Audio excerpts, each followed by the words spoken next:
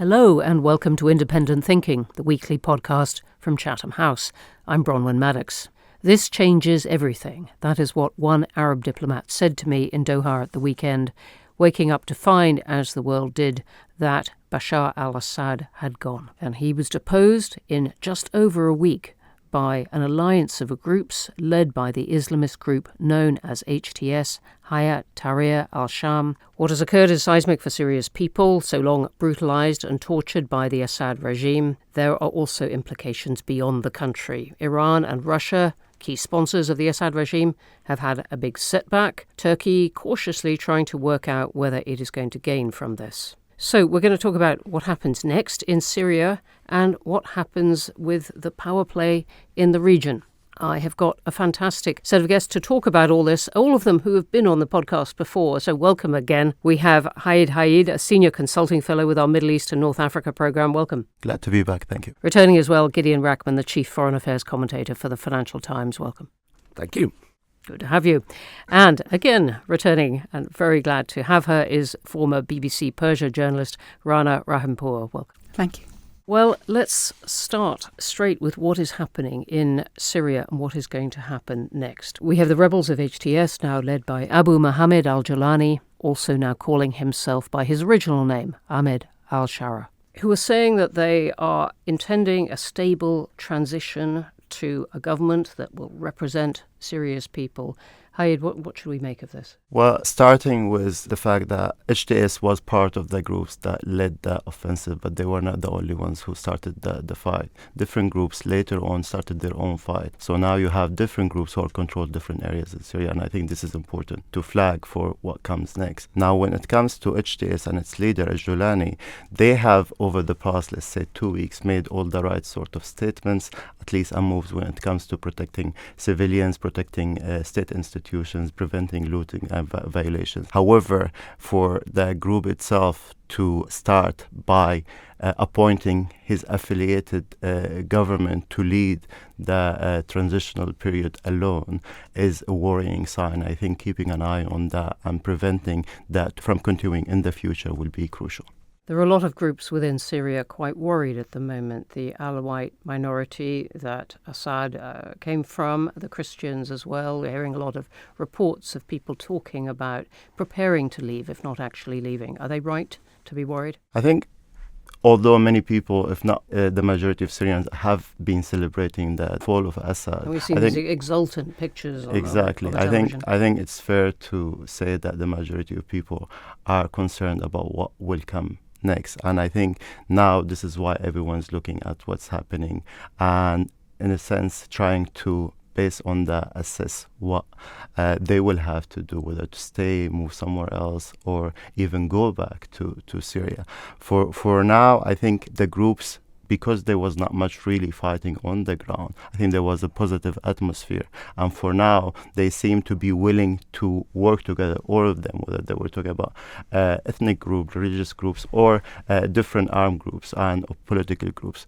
Will the international community, as well as local actors, be able to come together and ensure that there will be peaceful, diverse, inclusive, transitional government or not? That is yet to be seen. These are really important points you make. First, the complexity of the picture. There are lots of different groups in Syria, and there were already, but also that this has so far been comparatively a peaceful transition. Not lots of people have got killed so far.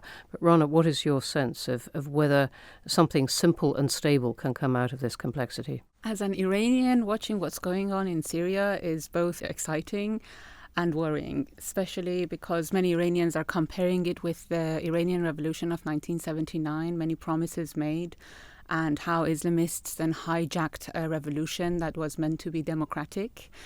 So everyone's looking for signs. Obviously, Jolani immediately said that we're not going to impose compulsory hijab on women, and many Iranians applauded that and said, okay, there's going to be difference between what will come next in Syria and what we have in Iran. But everyone's very cautious as well, and they're all holding their breath and waiting to see what will come next. It's a really important point to remind us of. I was talking to an Iranian who left for London just about a year after the revolution and said how he spent with his colleagues a year of phenomenal, discussions late at night, exhilaration of how it could all work, and then suddenly realizing was tilting against his particular group and he better leave, which he did. Gideon, it is a long, long road from what we've seen take over by a self-described polite group to something amounting to a stable government which brings in lots of Syrian people.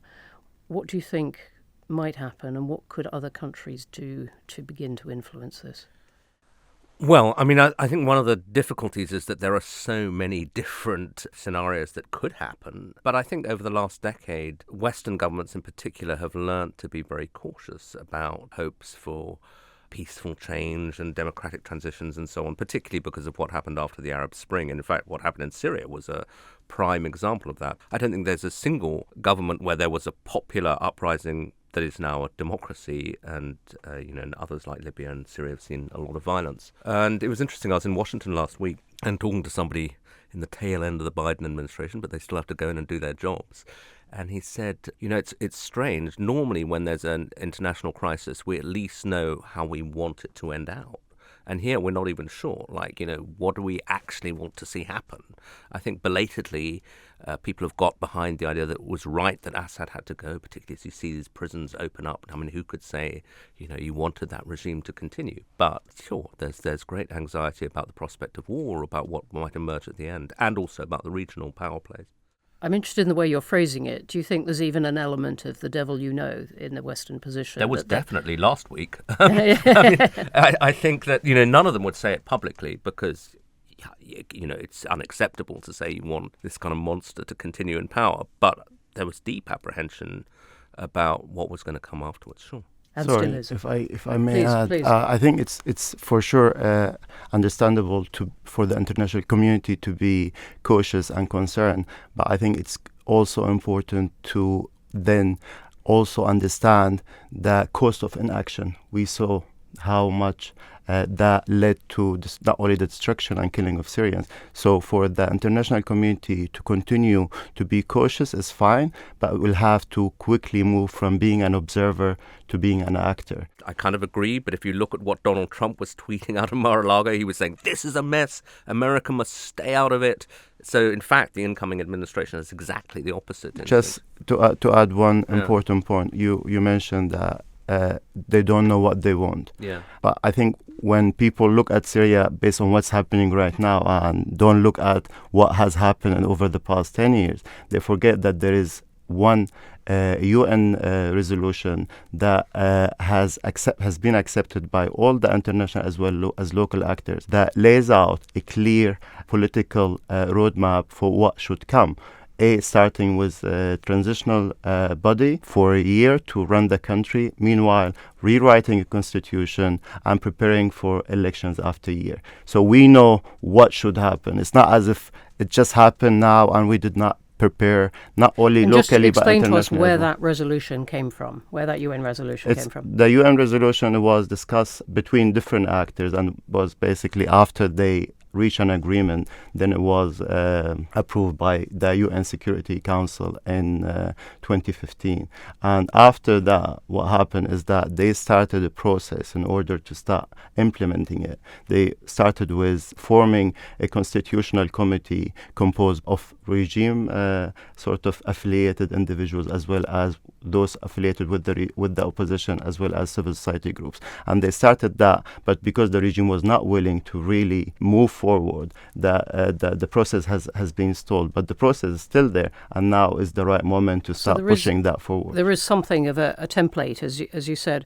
But Hayat, I just want to go back to the point that you mentioned at the beginning of the sheer complexity of the map, because there are different groups in control of different bits of Syria. Can you just take us through that? I mean, I'm really getting at the question, could Syria split up? I think for now, no one wants that, including those on the ground. So if we go back just two weeks ago. What happened is that you have a coalition of armed forces who started the fight from northwestern Syria and started advancing. They quickly were able to capture the city of Aleppo, headed to Hama, and then while they were fighting in Homs, in central Syria, here we're talking now, opposition groups elsewhere, as well as civilians in southern Syria, started basically pushing region forces out. We're talking about Suwaida and Daraa. And then they marched towards Damascus with local groups who were there. And they actually controlled Damascus before the groups that started the fight from the countryside of Aleppo were able to reach that. So now you have different groups who are controlling different areas, and then you have the Kurds on top of all of that. Then you have the Kurds on the eastern side, and you still have the Alawites on the coast. But the point you've made is, even in the bits, if you look at the maps in the newspapers that are all coloured one colour to do with HTS, there are actually a lot of groups within that already. And so you're saying no one at the moment wants to split up? Not even the Kurds? No, they have consistently said that they want local autonomy, but they don't want to split and create their own country. So this is, I think, why right now it's important for the international community to start implementing the map they have designed with the help as well as the participation of Syrians almost 10 years ago. So let's go to the wider picture of what this means for the region and what I've called the power play there. Rana, let me start with you. Iran, is it the big loser? Probably the biggest loser, obviously, after Assad, is Iran. That is a very good point. That is a very good point. I'm thinking of him right now, sitting in Moscow in one of those very high-up apartment blocks. Yesterday, the Iranian Supreme Leader gave his first speech after the fall of Assad. And it was a repetition of everything that he said. Every time anything happens, he immediately blames Israel and the United States and their think tanks and says that this is a plot by them. He didn't mention Turkey by name. He said, but there was another regional country that played a role. But he refused to talk at all about Russia. He's under a lot of pressure from his supporters. In the speech, he said, I have no doubt that victory will be ours, and every time we are defeated, we'll become stronger. But it has turned into a joke, to be honest. This is exactly what he said after Hassan Nasrallah, the former leader of Hezbollah, was assassinated. This is what he said after Ismail Haniyeh was assassinated in Tehran. So every time he comes out and he says, oh, we are going to win. And today, a Telegram channel close to Iran's Revolutionary Guards actually openly criticized the Supreme Leader, and they said that it's been a month since Iran has been attacked by Israel, and there haven't been any retaliation, and they are approaching quickly. So it seems that Iran's strategy of defending Iran outside of its borders has failed. The Supreme Leader had three leverages: the axis of resistance, that has totally failed. The missile program, I think after the attacks on Israel, we realize it's not as strong as Iran wants us to believe. And then there's the nuclear program, which it looks like will be what the Supreme Leader will focus from.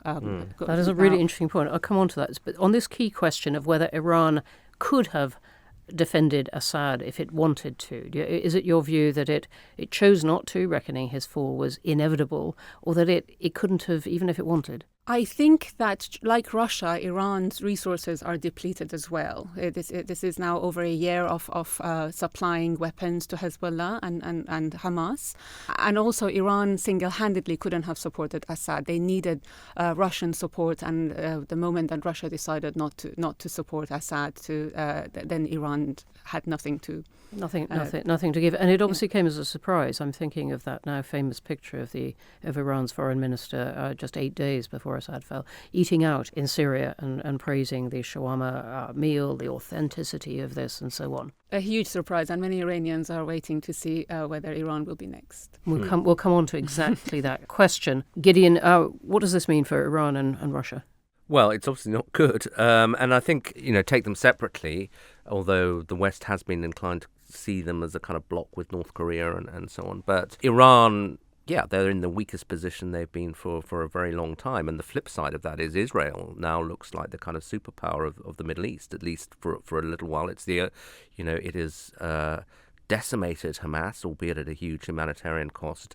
It took apart Hezbollah in a way that nobody really anticipated that they could. Everyone said it's too dangerous for them to take them on, but they managed to do it. And now, they repelled the Iranian missile attack, as we were saying, albeit with a lot of American help. And they are the only nuclear power, and they're on a roll, and they've just gone into Syria. So they're pretty powerful, and that's a bit of a nightmare for the Iranians. But I think one of the really interesting questions is the one Rana touched upon. Does Iran now say, okay, well, our security now can only rest on the nuclear program, and do they accelerate it? And if they do that, how do the Israelis react? And, what do the Americans do? Because although Trump has overall a policy of disengagement from the world, the one carve-out from that seems to be Iran, where there does seem to be there's a party of aggression, if you like. That's not a great phrase, but in Washington that really wants to take Iran on. As for Russia, we'll see. I mean, whether, like the Iranians, they'll be able to say, but perhaps with a bit more conviction, well, this is a temporary setback, because until what happened in Syria, the Russians, I think, had 2 or 3 really good months. They were on a roll. There was a narrative. I'm thinking not just months, but the way they played it even a decade ago in moving into Syria and supporting Assad. I remember one British diplomat saying, we really didn't see that coming. And that's simply from the British point of view. Sure. And I think, if you want to take it back a decade, that was really their first big reassertion of Russia as a global power. Don't just think of us as a kind of regional, diminishing power, that we can still play a global role. And that was critical, I think, to everything that Putin's done. And they were playing at that point a weekend very well. The oil price was on the floor, and they were still managing to do these movements. So they've now that's a blow for them. It also apparently weakens their position in Africa, because a presence in Syria is important for that. But I think it also weakens them sort of psychologically, because they were on a roll. What I meant was that a narrative is set up, and it still may be true, that Russia is grinding towards victory in Ukraine, and that Trump is going to help them.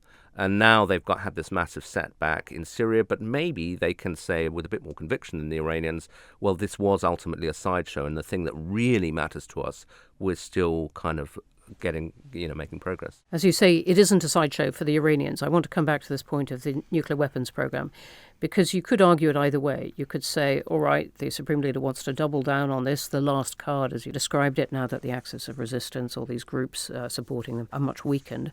Or you could say, look, Iran can work out as well as anyone that this might provoke the US, the new Trump administration, and might play a longer game, just seeing whether it can negotiate in any way.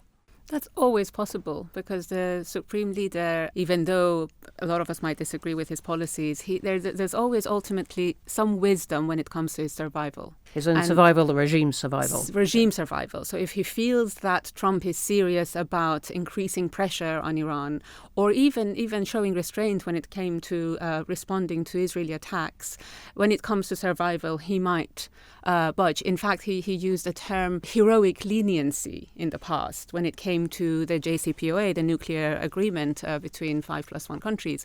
So that's also likely.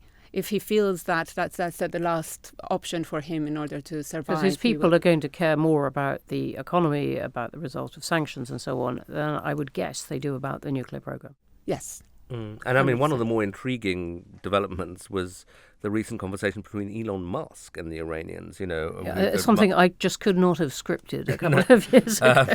But then they deny that meeting took place. Oh, really? Okay. Yeah. But the other question is that will Israel be satisfied with that? Yeah. Because ultimately the whole existence of the Islamic Republic is a threat against Israel. Is Israel going to be satisfied with another nuclear deal?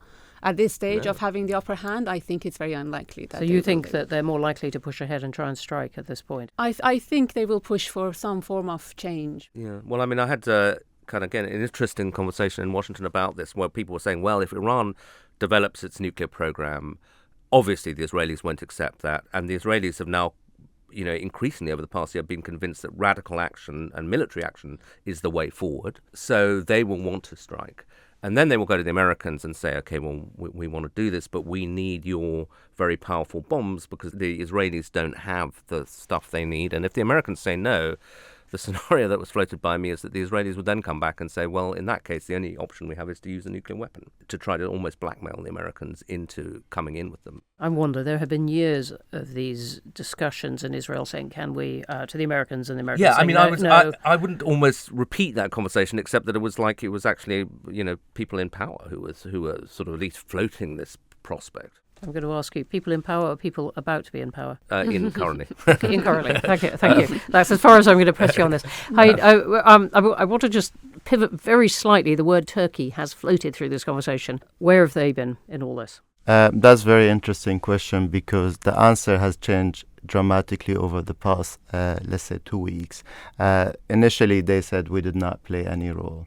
And then later, it sort of started indicating that they were behind it. Erdogan, on Friday, 2 days before Assad's fall in Damascus, said that opposition groups now are in Homs and will be heading towards Damascus, as in he's indicating that he's somewhat important and relevant to that. Later on, they sort of now are trying to lead the political sort of discussions around that. What was important is, and significant, is that yesterday, Al-Jolani, the head of HTS, said we started this fight without any external support and we did it on our own. So many viewed that as a sort of him trying to respond to the claims that, at least, or the speculations that Turkey was either fully behind it or the one that made it happen or supported it. So how would you describe the relationship between Turkey and HTS? Because they have other groups that they're closer to, but they have been broadly on the same side or wanting the same. They had a common enemy, Yeah. and they had to coordinate with one another. For sure, because you have, since more than, I think, maybe 8 or 7 years now, Turkish troops were deployed to different areas of northwestern Syria. Some of those areas are controlled by Hayat Tahrir al-Sham, so they had to directly coordinate with the group. And they had a common enemy, they coordinated, but still Turkey has HTS on its terrorist list. So that complicates the situation. But they have definitely common objectives. Now, whether those common objectives are still the main sort of ones dominating the priorities right now, or are we seeing divergence in what their priorities are, and how will that impact the relationship moving forward? And what about other Arab countries who obviously look to Syria as a core part of the Arab world? Where do they come in? Well, up until, let's say, even less than a week ago, even while the attacks were taking place against Assad, and clearly Assad was being gradually defeated in different areas, they were still showing strong support for Assad. Then Assad... I'm thinking back to the Gulf Cooperation Council meeting just on the 1st of December. Yeah. And then the Assad fell, and there was a bit of silence, concerns. Now what was interesting is that, I think it was yesterday or the day before, the transitional sort of body right now, led by Hayat Tahrir al-Sham, clearly there were meetings with different ambassadors, including Arab ambassadors. Qatar today is saying that they will reopen their embassy in Syria. So it seems that now they're sort of trying to reposition themselves and see what role they can play in Syria moving forward. And do you think they have much influence on the nature of the government that emerges, or even the process that is going to generate a government, possibly through elections? I think that will depend on... They're not all big fans of elections themselves. True, but that will depend on which approach they use. If they want to continue to compete with one another and each one pushing in a different direction, that will definitely undermine their influence. But if they unite and then work hand in hand with the international community to implement the political sort of roadmap I just mentioned, 2254 resolution, then that would not only increase their influence, but will ensure that what happens in Syria will become sort of positive and not play a destabilizing role in the region, which is important as well. One thing I'd worry for Syria is that there are too many powerful external actors with a strong interest in what happens there. So you have Turkey, Israel, the Gulf states, as well as Iran and the United States, Russia. And if they all start sort of meddling in there and backing different groups and so on, that tends not to work out very well for the country in question. See Libya, Sudan. Yeah, but it was not only for the country, but for the region, Yeah. because that means that there will be divisions, that will be sort of paralyzed body and defunctional government there, or even country. This is why I think going back, there has to be joint efforts by the international community and ensuring that no one will start planning their own thing. Everyone has an agreement on what should happen next. That was signed in 2015, and I think they should continue pushing in that direction. What do you make of this 2015, the status of it now? I'm really conscious in this conversation that we're talking about the countries as players in all this, and yet two of the entities that have produced the biggest surprises in the past year or so have been non-state actors. Hamas on October 7th, now HTS suddenly toppling a government. And, this is not a region that is short of investment in intelligence or security, and yet these moves by these groups have really rocked the balance of what the region was doing. Do you feel that this is something that these countries can control? Can they control what is happening, or even influence what is happening in Syria? I'm sure they'll try. But how much control? I think that's probably a question for you. Whether external players can control these groups. We all believe that Iran supports Hamas, but how much influence does Iran really have over Hamas's day-to-day decision? Even whether Iran was aware of October 7th attacks, is still a big question for a lot of people. If I may just add, going back to the question itself, I think there's a difference between what happened in Syria when it comes to the rapid sort of victories that the rebel groups started. But the fight itself and the action itself was not surprising, because for the international community and everyone from basically watching Syria from outside, it was a frozen conflict. But for Syrians who lived in and still live in northwestern Syria, the regime was attacking them on a daily basis. Yes, it was not very frozen to them. Exactly, and there was no political process. So for them, they're under attack, and there is no prospect for change in the future. So the only way moving forward or changing that reality is to fight back. Now, I think the big surprise was how weak Assad is. But the act itself of fighting back is not that surprising. I was just thinking about what Hyde said about the need for international cooperation, which I find very convincing as an argument. But looking at the sort of global situation, I don't think the UN has ever been weaker, and now you have a United States administration coming in with open contempt for the UN. So the idea that there'll be a UN-sponsored process with broad buy-in, I find hard and with to believe. Russia on, really, Yeah. the other side very Absolutely. vigorously of another live conflict. Completely, yeah. And so this idea of being able to move to elections, is it wishful thinking at this point, or is it the best hope, or something we just have to hope for but stand back and watch? I mean, I guess they will try to do it. I just don't know whether the internal situation will be robust enough, or who'll give the external support. But, maybe it will be an interesting and quick reality check for the Trump administration, which will say initially, we don't want anything to do with this and we hate the UN. And then actually there is this situation there, and they have to have a policy of some sort. So they may end up getting behind a UN process. I wouldn't be that, that may be where they have to kind of encounter reality. What about Syrians outside the country? We've had this flood of refugees during the most recent years of since the civil war a decade ago, and then since continuing in recent years of the Assad regime. What happens to them? That's the good question. But before I answer that question, on elections, my PhD focused on HTS and their governance body, and they did organize elections in their areas. But those elections were not genuine enough to allow local participation. People there did not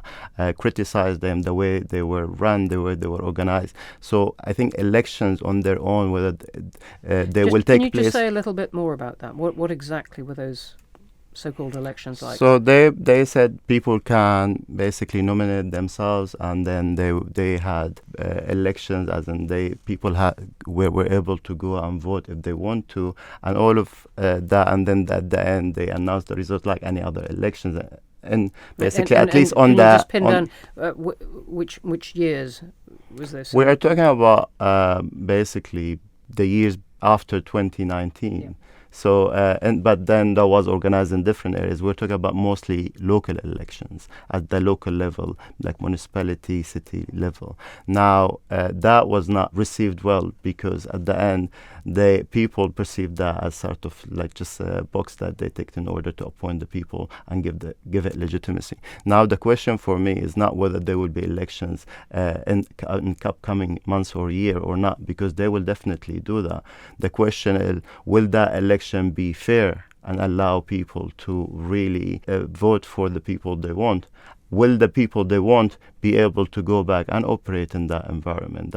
I think that's more important than the act itself, because if the act does not lead to real change and does not represent the people and become inclusive, then it will not have real influence or impact. I'm going to come back to the refugees in a second, but your answer is directly relevant to that. But do you regard HTS as a group that would like to make Syria into a distinctly Islamist state? I think they say that they want Sharia-based rules. They don't hide that intention. That the question then, for sure, they would want to implement that vision. The question then, will they be allowed to do so, or will there be enough pressure in order to make sure that even if they are part of that transition or that future, then they are not the only ones leading or controlling that future. And again, I'm not going to keep repeating myself, but the only way to do that will be to ensure that there is a political process that includes everyone, that is diverse, and that allows different actors to then become involved, and not allow one actor to control not only the transitional period, but what comes after. Going to the refugee question, I think... Well, this obviously has a direct bearing on whether refugees want to go back, as well as whether other countries feel they can send them back. But for now, based on immediate reactions, we have seen hundreds of people going back from mostly Lebanon, from Turkey. You have almost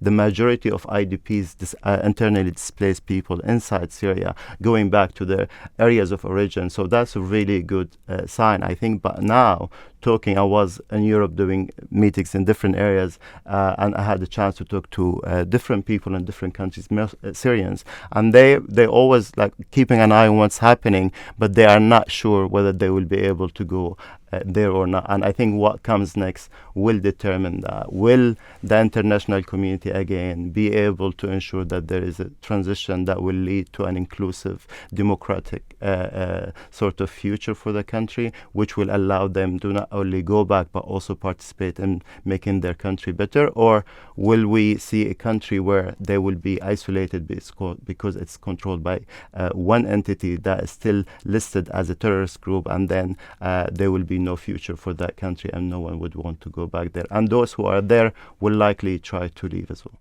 You put it very well, and I guess there is a third option, that the country is not controlled by any single entity at all. So let me bring you, or as we're coming to the end, just right back to the first quotation that I had from our diplomat who was in Doha at this big gathering at the weekend, saying this changes everything. Rana, for you, does it 100%.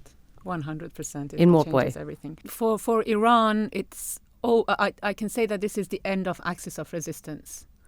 And by that we mean there's the chain of groups that had Iran Hamas, working for it across Hamas, the region. Hezbollah in Lebanon and Syria. So it's the end of Iran's regional policy, which, as the Supreme Leader called it was the strategic depth. So they have to rethink their regional policy. They've just got the Houthis still going strong. Yes. Some distance away. But they're not as influential when it comes to Iran and Israel conflict. Sure, my inclination is to agree, but I have to say, again, at the end of last week, I was sitting in this meeting room in Washington with the US officials and EU officials, and it was a session on the Middle East. And they were talking about Israel-Palestine, they were talking about Iran, and I kept sort of sticking my hand up and saying, look, there's something quite big happening in Syria, and, shouldn't we be talking more about that? And they did a bit, but one of the US officials... And this was after Assad fell? Well, it was as he was falling. Aleppo had already fallen. It was Friday, by Saturday he was gone. And one of the US officials said, yeah, I'll talk about that. But, Syria's essentially, it's just a subset of the Iranian problem. So when that is a fascinating comment. Yeah. And so when they took a step back, maybe they just were too slow to catch up with events. And I think Rana and I probably right in our instinct. It does change hugely. But I think they still see, when they look at the Middle East, the two big things is Iran and Israel-Palestine. And they're obviously focused in their last days of the administration on trying to get stuff done, which I Yep. guess might excuse a bit of myopia, but still, I'm with you on that.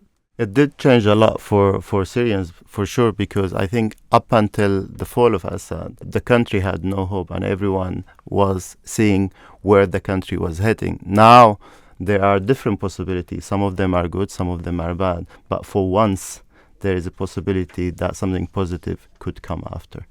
On that note, we're going to have to stop there. It is hardly the last we're going to say about it, but it is for the moment. So a huge thank you to Haid, Gideon Rachman, Rana, Rahimpour. Do follow them all on X, Blue Sky, if they're there. You can also find Chatham House there. All the details are in the show notes as usual. And goodbye from all of us for a few weeks too. We're taking a short Christmas break, unless I'm looking at my producer John Pollock over there, unless something else happens, in which case we may do a sudden one. Sorry, John. But otherwise, the podcast will return in early January. And remember, you can read all of our analysis of events in Syria, including by Haid and his colleagues in the Middle East and North Africa programme, on chathamhouse.org. And a reminder that you can listen to all the episodes of Independent Thinking on all the major platforms, as well as through our social media. So please do, and tell your friends. For now, that's it for me, Bronwen Maddox. See you all in 2025.